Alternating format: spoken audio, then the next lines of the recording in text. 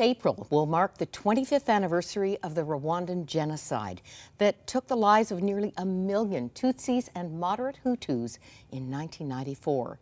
Chris KARUHIJE and his 4 siblings were shielded from much of the terror because his parents chose to love as Jesus did. The title of Chris's book is very telling. We were royal refugees, how one family survived the mass slaughter in Rwanda.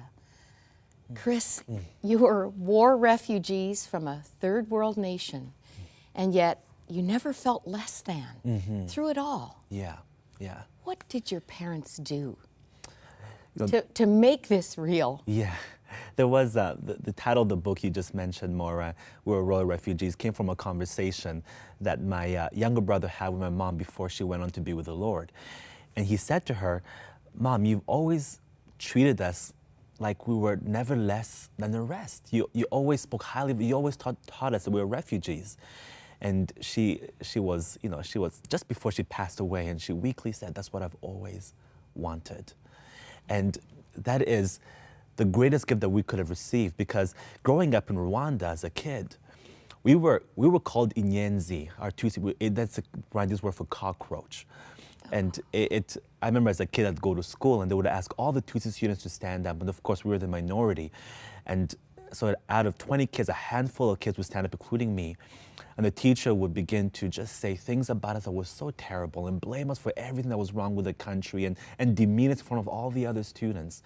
And this is how we grew up, hearing these things from on television, on radio, and newspapers, that we were cockroaches, animals, subhuman. To be exterminated. To be exterminated. And so my parents, I'd come home every day and they would instill this truth that you are a child of God. And if you're a child of God, you're no less than the Hutu just because you're Tutsi. You're no less than those in the West just because you're African. You are a child of God and you're royalty. And that's what really saved and preserved our life, because at best, I would have had an inferiority complex. At worst, we would have been dead. Yes. You have written this. It's a little book, but it is loaded. The history is amazing. The supernatural is so inspiring. Yeah. Clearing the brush. Yes. Yeah, that's what they called it, clearing the brush work. She was 5 years old in the 50s when she watched her house being burned down, and everything she knew just went right up into the fire. Now her dad and her mom, she had 9 siblings, so 10 kids. Her mom and her dad had to rush to live in caves to survive, and they were later moved to refugee camps where it was just terrible. I mean, the refugee camps we see today is one thing.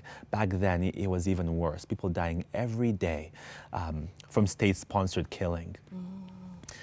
But even at a young age, she just learned to rely on hope, and she didn't know Jesus then.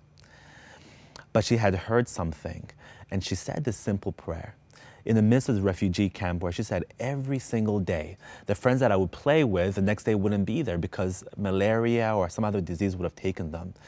And so she said this very simple prayer. She said, "God, I think you're real. I've heard you're real. And I've heard that if I pray to you, then you will send your guardian angel.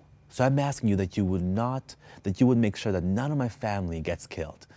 And all of them survived for the entirety of that time when they were in those refugee camps. And that's when she knew that there was a God in the midst of this terrible, terrible disaster. She was 10 when she prayed that prayer. That's right, seeking yes. a guardian angel. And that prayer would mark every chapter of the journey, really throughout her life. Yes. Forgiveness probably is the banner theme of your mother's testimony. I'm sure it's what she wanted most for all of you. Yes. She was confronted by the man who betrayed your father, a neighbor. Yes. Your father died because of his exposing him. Yeah. What did your mother do when that moment came? Well, he was more than a neighbor. He was a neighbor. He was also a colleague of my dad. My dad being a pastor, he worked as a clergy with him. And that's how terrible the event was, and how tribalism even affected into the church at that time. And my dad had survived up until the end of the genocide, and he would go out hiding in his church. He would go and rescue as many people as possible, hide them, stack them. And one day he was out looking for more people on his bicycle, and that's when he was spotted. And they called the Inera Hamge, which was the killing arm of the genocide.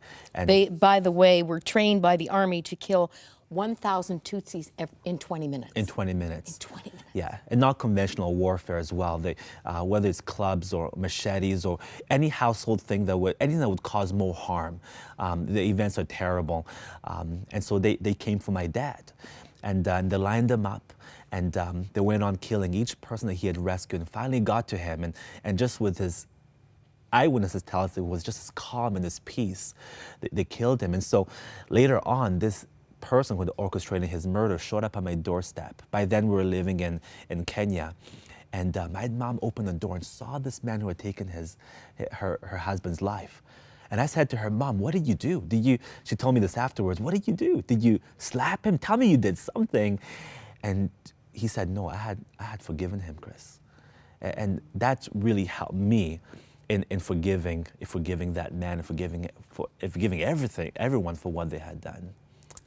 You would never know where he was buried or any of those details, but another supernatural incident, a vision. Yes.